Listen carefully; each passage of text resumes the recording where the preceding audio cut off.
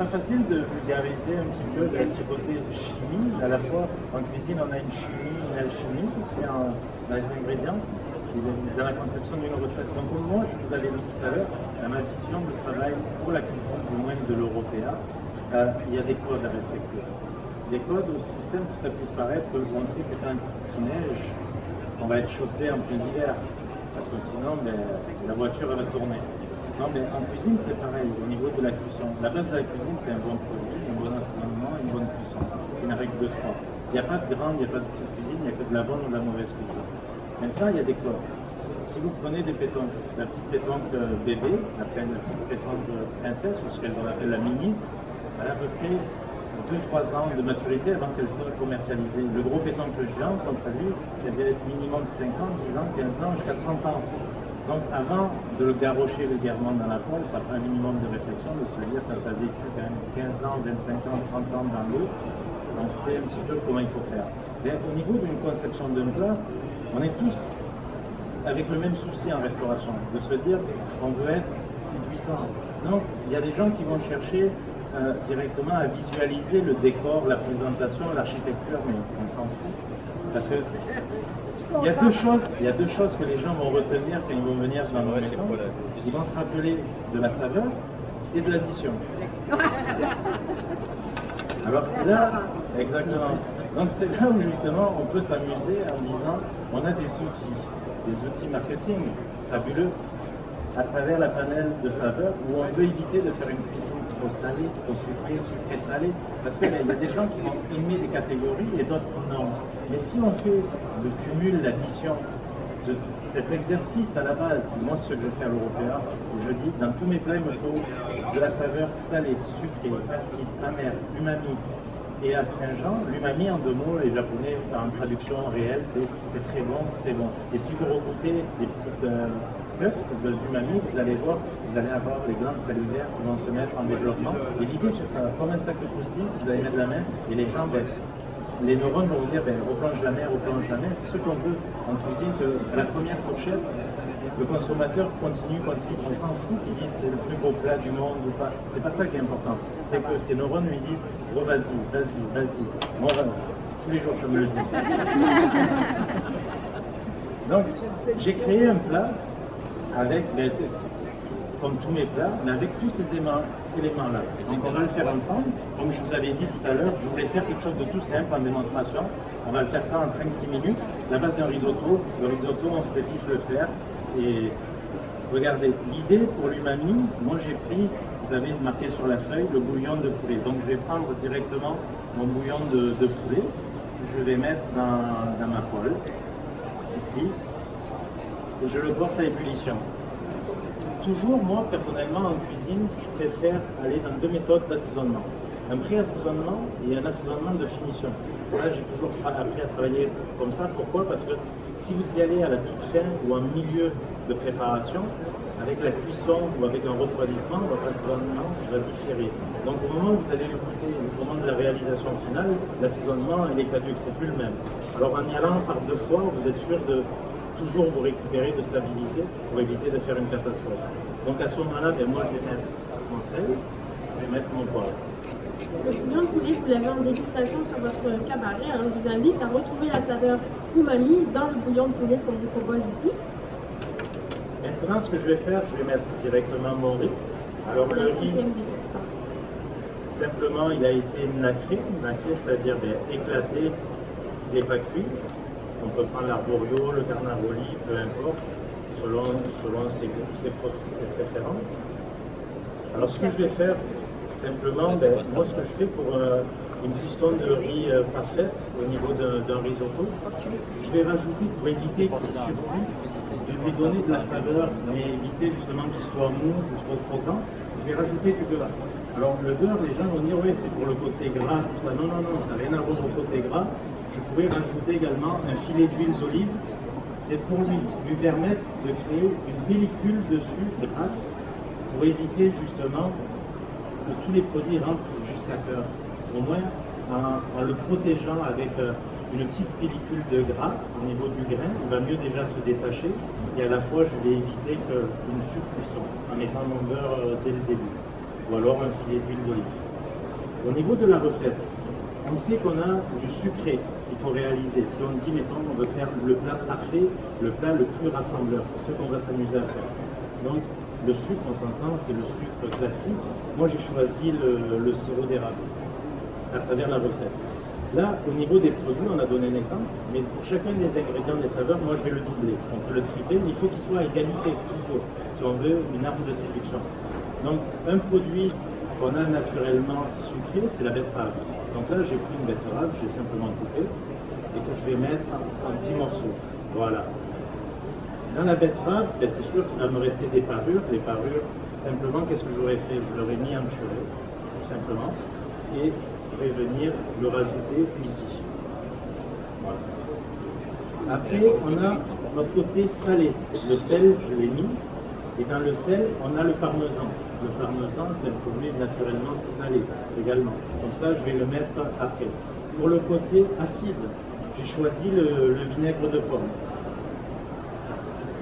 Donc je vais rajouter mon vinaigre de pomme ici. Et dans le côté acide, comme je vous ai dit, moi je vais rajouter deux ingrédients. Je vais rajouter du jus de citron. Le vinaigre de pomme, vous l'avez également en dégustation. Là aussi, pour vous imprégner de la saveur acide, je vous invite simplement à tremper les lèvres dans la cup pour sentir cette saveur acide.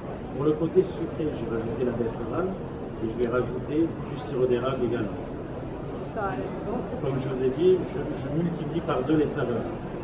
Le côté amer, on peut aller dans beaucoup de textures, souvent les légumes verts, la crue. Là, l'épinard, c'est un bon exemple d'un produit amer.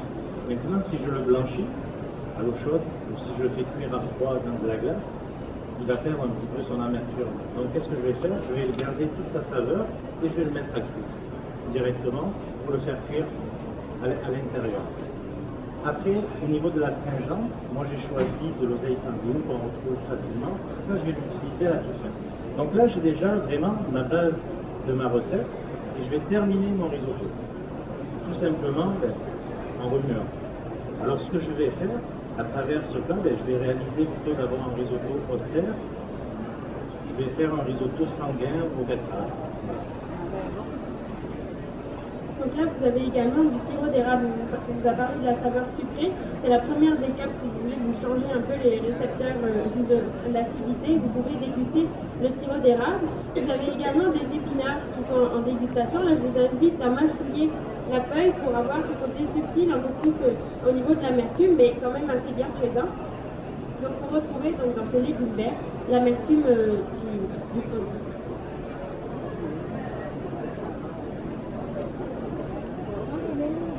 Alors simplement, on vous a présenté donc les 5 saveurs de base, le sucré, le salé, l'amer, l'acide, l'umami. On parle également, les chercheurs récemment, dans les dernières années, ont découvert des récepteurs spécifiques à une 6e saveur, qui serait le goût du gras. Alors ce serait un élément de plus de texture, mais on aurait des récepteurs spécifiques à ces molécules-là, donc ce serait une 6e saveur. Et puis encore plus récemment, on se dit qu'on a également des récepteurs au goût de l'eau. Alors le goût de l'eau serait une 7e saveur. Et puis là, on s'aperçoit qu'on a des récepteurs assez spécifiques à plusieurs molécules. Mais alors, on serait capable d'avoir des récepteurs spécifiques pour une centaine de goûts particuliers. Et là aussi, c'est une science un petit peu en évolution à suivre. Donc voilà. Là maintenant, ma cuisson des épinards est déjà faite. Vous voyez, ça prend à peine 30 secondes. Il me manque ma saveur salée à doubler, c'est-à-dire que j'ai rajouté mon sel au début. Donc là, en sel, on peut avoir le parmesan. Donc je vais rajouter tout simplement en volume de parmesan. Le parmesan, vous l'avez également sur votre cabaret. Je vous invite, vous allez pouvoir donc avoir la saveur salée présente dans ce fromage-là, mais vous avez également une saveur umami qui est bien présente aussi.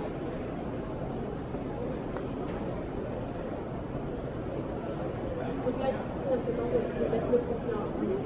Avez-vous des questions à poser au chef Ferrer? Ils ont hâte de goûter. Non, c'est vraiment des bons étudiants cet après-midi, hein? Donc à ce niveau-là, voilà où j'ai quasiment terminé, j'avais déjà préassaisonné au début. Je vais maintenant voir si c'est nécessaire de rectifier ou pas l'assaisonnement. Mais le mieux c'est de goûter. Là, pour moi, le raisonnement est parfait. Alors, comme je vous l'ai dit, le but de l'exercice, c'est comme un sac de croustilles. Vous l'ouvrez, vous en mangez une.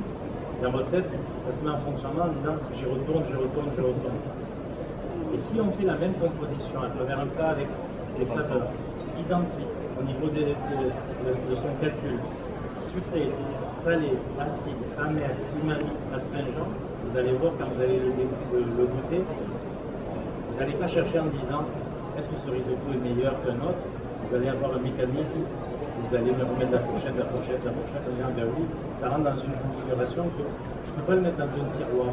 Comme la croustille, les chips qu'on ouvre, on a du mal à la mettre dans une famille. On ne pourra pas dire non, ça a le goût, ça a la saveur des pommes de terre frites, rien à voir avec frites. Voilà, quand ça reste de la pomme de terre. Donc l'idée d'aller en harmonie à l'identique au niveau des saveurs, vous allez voir, c'est vraiment très spécial. Et c'est ça qui fait la force redoutable au niveau d'un marketing des saveurs. Alors maintenant, on va faire le dressage, vous allez le goûter.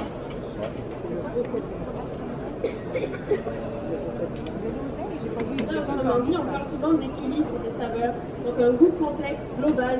Et donc l'expertise évidemment des chefs, des professionnels de cuisine vont aller chercher justement un équilibre particulier de toutes ces saveurs-là. Et nous, en tant que consommateurs, mangeurs, individus, on va apprendre tout ça et l'apprécier.